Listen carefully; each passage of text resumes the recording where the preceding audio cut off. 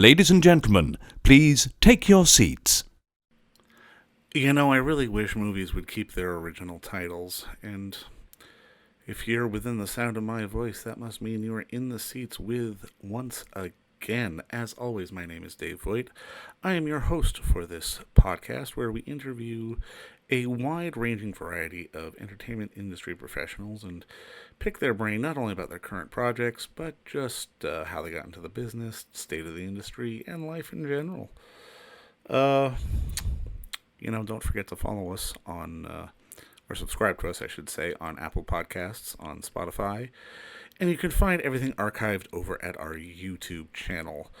Please don't forget to check us out on social media as well, at either at In the Seats or at It's Podcast One for all the latest updates and news. And finally, please don't forget to visit us over at In the Seats at intheseats.ca for all the latest and greatest movie news, reviews, and all sorts of fun stuff under the sun. It's where everything started. But on today's episode, we are talking a little bit about Dating Amber, a charming Irish rom-com that sees two school friends who are struggling with their sexuality decide to pretend that they're being in a straight relationship to fit in. It's funny, it's heartfelt.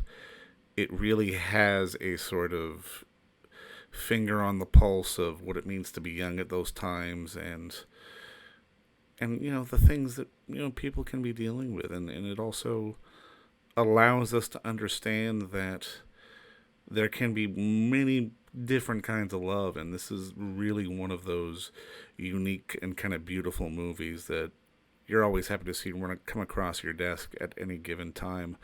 Today we do talk with writer-director David Freyne, just about the origins of the film, why he decided to tell this story, what got him into the business, and we talk a little bit about the original title, which I won't spoil for you, but I think it would have fit a lot better. It's a hilarious title, but I can understand the difficulty in selling it too, as he says. But it's just one of those things. But like I would say, just. And you know what? Check out Dating Amber when it hits all the VOD platforms this coming Friday, the 13th. And please enjoy it, because I know I did, and I think you'll enjoy our talk with David Freyne, too. Here we go. I guess we'll kick off. But, first off, obviously, congratulations on the film. I absolutely loved it. Thank you. I think my first question for Thank you is, this is a bit of a tonal shift from The Cure, and I'm kind of curious, what was sort of the inspiration to tell this story? It's a total 180 from my first film.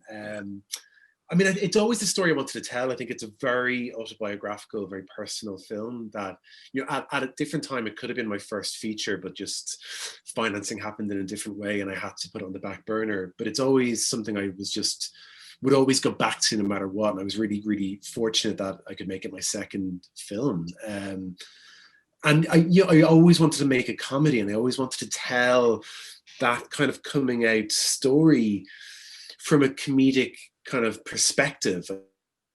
I think I grew up, seeing myself kind of be persecuted on screen or dying of AIDS. And as valid and needed as those stories are, if that's the only way you see yourself growing up, you're going to have a very bleak view of your future. And I just wanted to frame that experience with the warmth and love that it very often can have.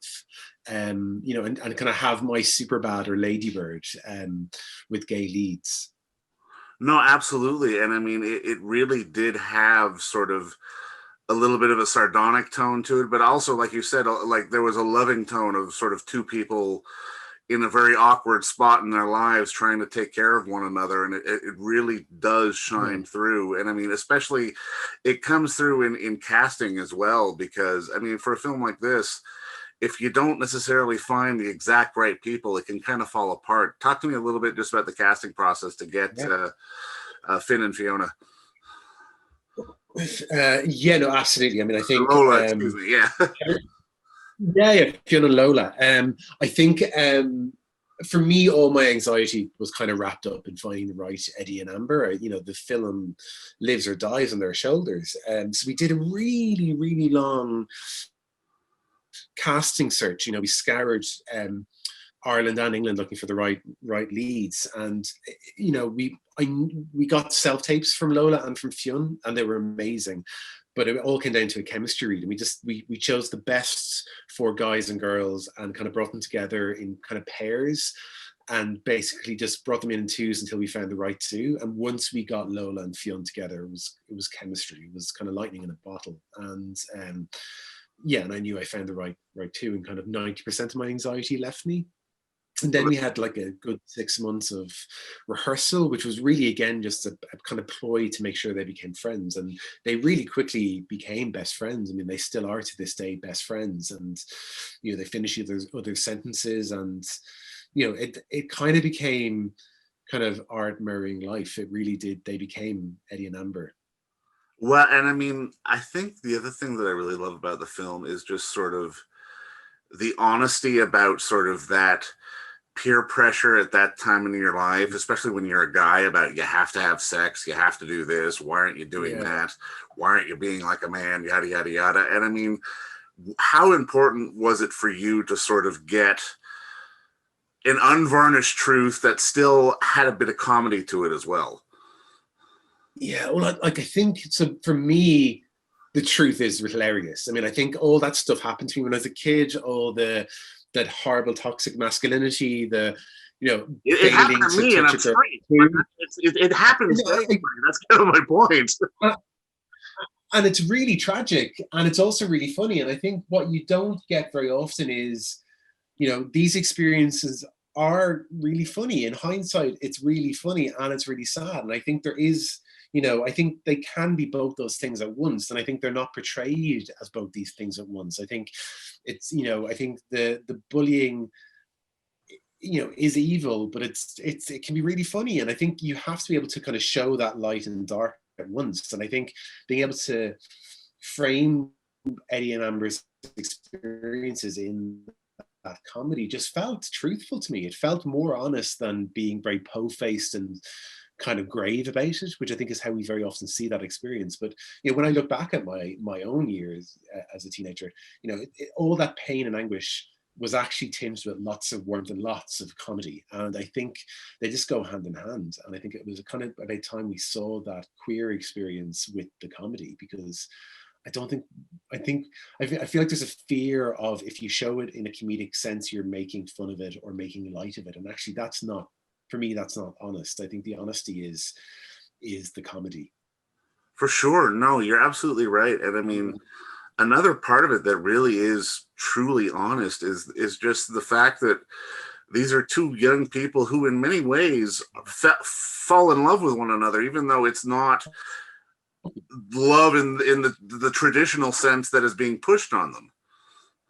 Yeah, no, absolutely. I mean, I think it is, for me, it's framed like a romantic comedy, and it is a love story. It's, it's first love, it's platonic, but it is, they are each other's first love, and they end up shaping who the other's going to be, and they give each other the strength to be who they need to be. Exactly. And and I think that's we all have that person, whether it be romantic or not romantic. And I think particularly very often when you're a young gay person, it's when you meet another queer person, a lot of strength comes from that being able to be honest with each other. And I think I wanted to capture that, and I wanted to capture that friendship between a young gay guy and a lesbian, because again, in film, we are so many of my friends are lesbians, and I never see that reflected on screen. It's a lesbian film or it's a gay film. It's never like, it's like they can't exist in the same world. And actually the reality is the queer community always exists together, and we need to see those friendships across, queer gay lines. But yeah, it's a romantic comedy, and it is a love story. And I think Eddie and Amber, it's a sexless love story for the ages, as far as I'm concerned. Well, I absolutely agree with you on that. And I mean, it focuses on them being people as opposed to being, gay men or lesbian or what have you. It focuses on the fact that they're human beings, which is really the core of the kind of story that you want to tell here.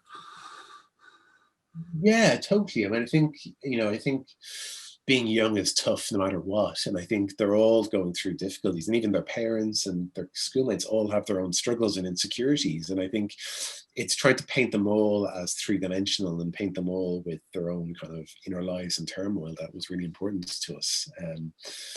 Yeah. Now, I mean, for you, I'm kind of curious as a storyteller, because obviously, like you said, financing, and there's always going to be variations on what project goes before another project. Yeah. What is the kind of story that sort of draws you in as a storyteller? I mean, it comes, I mean, like you said, my two films are kind of polar opposites, but I think it just comes down to character. And I think, you know, I love all kind of genres, and, you know, I have a variety of different projects that I've written or in development that are so different from each other. But I guess at their heart, it's just about, you know, the human experience and kind of just kind of getting to the heart of what it is to be living and struggling to live, and what that entails. But yeah, I mean, I think you know, like I've written a period drama recently. I have a revenge film. Like, you know, there is no rhyme or reason to the genres I go for. I mean, I'm sure there will be rhyme or reason to the order in which they're made because of market forces and, you know, what people want. And I think that's very often the big struggle you have. And the struggle we had making Dating Amber was, you know, what the expectations are for a queer film. You know, it has to be worthy and po-faced and have an A-list star and be going for the Oscars. You know, you can't be a comedy, because very often LGBTQ films are kind of ghettoized into their own kind of genre, as if they can't exist in another genre. If these characters can't exist in, you know, a comedy or a superhero film or a crime caper, you know, it's like they have to be one thing. And I think it's just trying to kind of make people see these characters in a different light is very often the challenge I have in filmmaking. You know, because so much is beyond your control as a filmmaker. But I mean, I feel really lucky that I've gotten to make this film, and hopefully I'll get to make more. Well, and I mean, that's the one thing that really sort of has to be the through line through no matter any kind of story that you tell. It has to come down to character. And I mean, Totally. for you, I'm kind of curious, because like you say, there's always going to be market influences and pressures, and, you know, because money will always become a factor. How do you sort of stay true to, I guess the right way to word this would be like, you know, your first feature was a horror film. It played festivals. It did pretty well. How do you sort of resist that temptation to go, oh crap, I better write another one?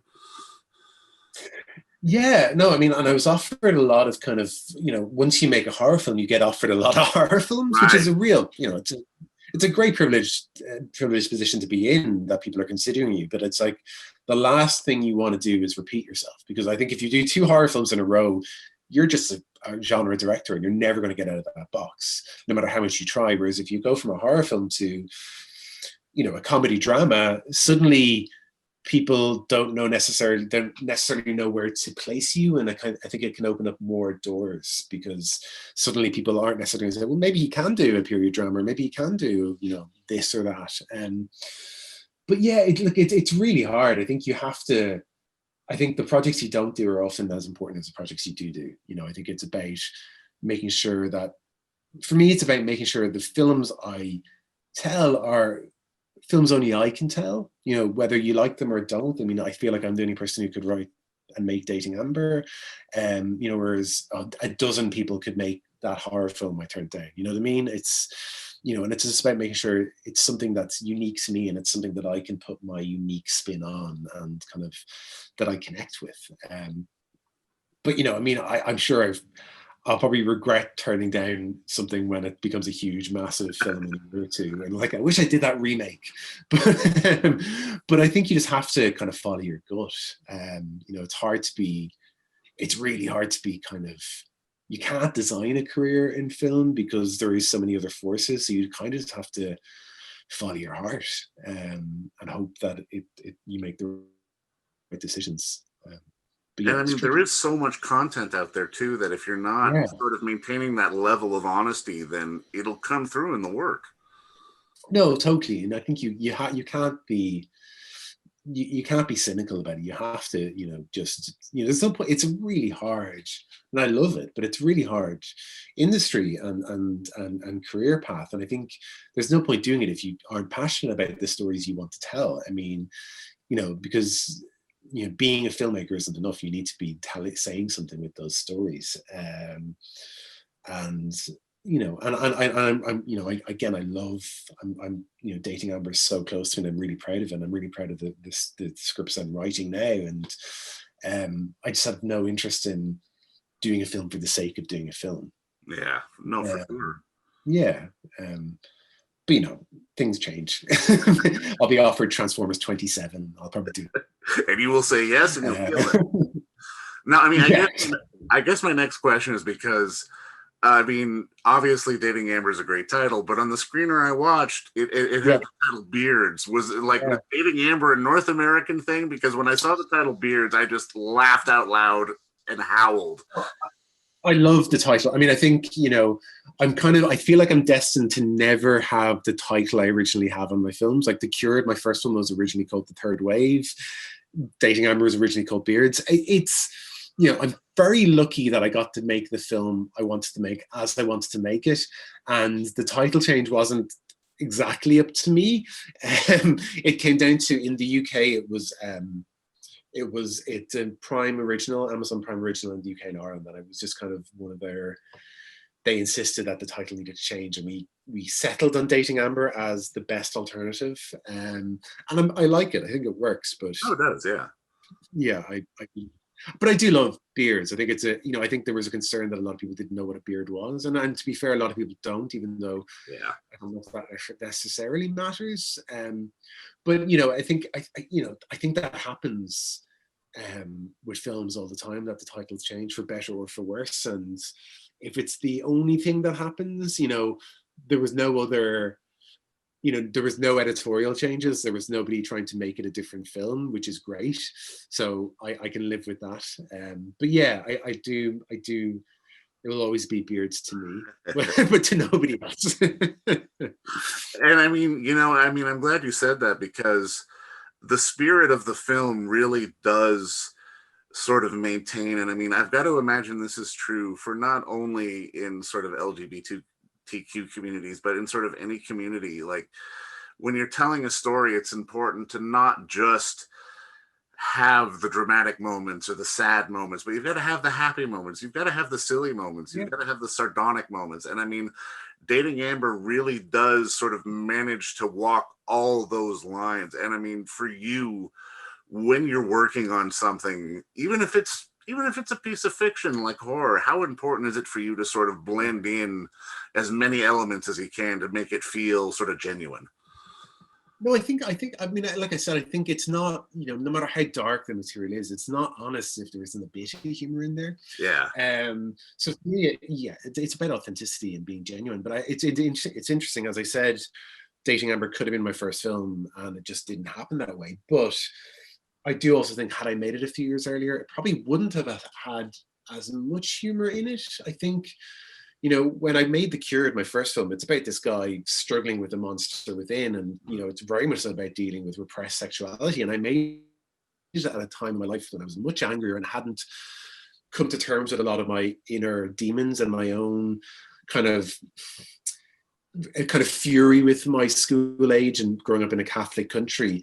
And I think it's only now, kind of in hindsight, I can actually see a lot of the warmth that did exist back then, that I think I didn't have a clarity on a couple of years ago. And so I think as I mature as a filmmaker in my storytelling, I'm able to kind of thread that line of humor and drama much more easily, because I guess, what's that great saying, kind of tragedy plus time equals comedy. I think as I get older and I get distance from that, I get distance from those years, I can kind of, I can just see it more clearly. And I think it's actually, even though my first film was such a 180 from this, and and it's got its flaws, but it's almost the angry version of Dating Amber. It's the angry version of struggling.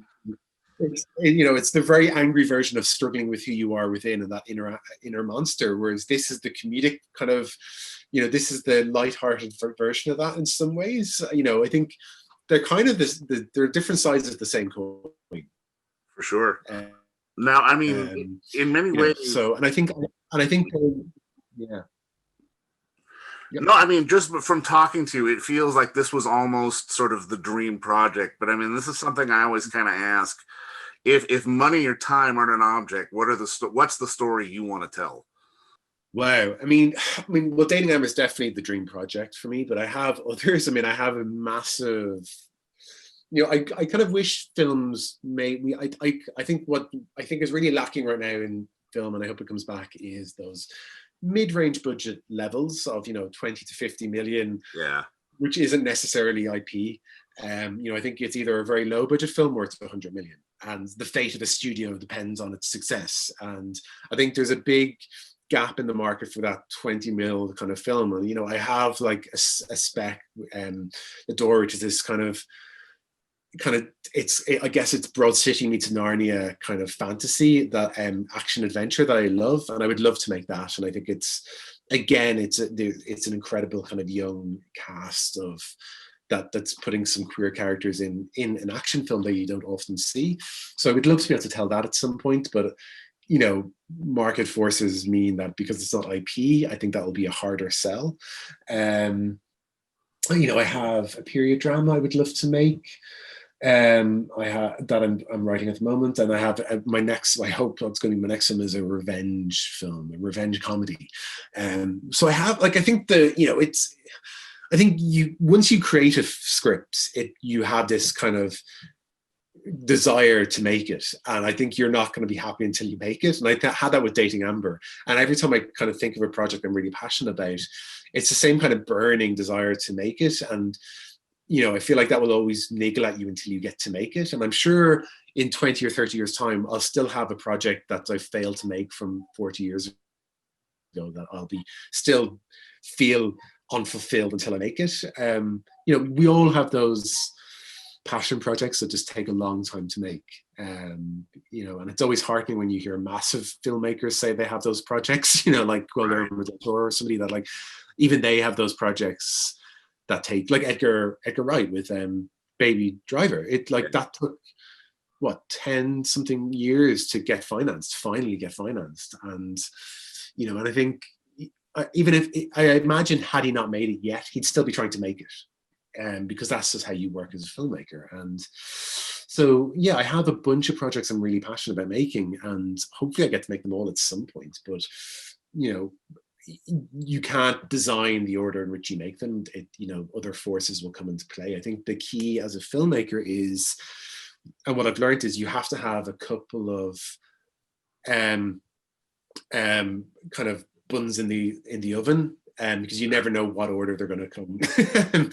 But yeah, I mean, I think for me, what's really important is I really want to see, all my films aren't all about coming out or being queer, but they all center a queer character, and I want to see queer characters in different genres that we don't often see them in. And I think see whether it is an action film or a revenge film, or it's seeing them that aren't just in these po-faced Oscar-worthy films with A-list stars, which can be really good, but I just think that can't be the only time we see a gay character. It can't just be when some straight person wants an Oscar. That's just bullshit. So I think for me, a through line will hopefully be kind of just hopefully putting queer characters in a different light.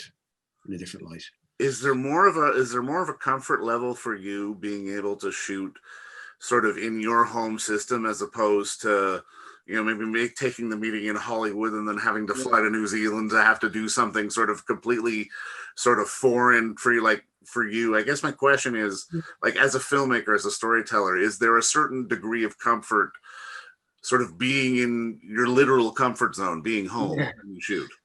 I mean, I love shooting in Ireland. And it's really nice to, it was really cathartic shooting in Kildare, where I grew up, for Dating Amber. That was really lovely. But I mean, I live in England, and I live out just outside London, and I'm actually really eager to shoot in London, because I guess it's another comfort zone. It's my home, and I know it really well, and I can now kind of write really authentically for that home. But yeah, no, I mean, look, if somebody wants to put me on a plane to New Zealand, I am there. I will do Hobbit 27 or whatever the fuck. I love shooting in Ireland and I love Irish crews, and it is very familiar, and that's nice. But I'm definitely excited about shooting elsewhere, and I think ultimately the story will dictate where it should be shot. If it's English set or Irish set or American set or whatever, I think that will.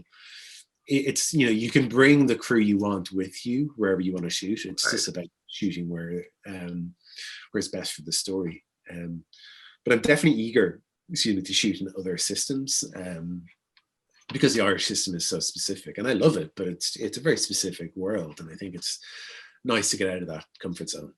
For sure. Yeah. Now, I mean, I guess maybe just to start putting a bow on this, because I mean, I want to go back to something you just said, just in terms of character and sort of having representation in sort of a wide swath of different films for the LGBT community. Yeah. And plus it would work in any community really, but do you think the real sort of, I want to say crux or sort of honesty to be able to get genuine representation in film across all boards is just to try to be honest with it as humanly possible, as opposed to making, like you say, that quote unquote Oscar movie? Yeah, I mean, I think so, and I to be fair, I think what we consider an awardsy film has changed anyway. I think what we would have anticipated would have been an awards film 10 years ago isn't working anymore, and actually things like Parasite are working really well, or so I think hopefully that's changing anyway, and actually people will stop worrying about what will get them into that race and just make the stories that are truthful to them. And I think for me, I think what's holding film back isn't the filmmakers, as in the directors or writers, because they're there, whether they be queer or Black or Asian, they're all there. It's about just having the gatekeepers and the financiers stop operating from a place of fear and realizing that people want these various stories, and they want these honest stories, and you just have to give it to them.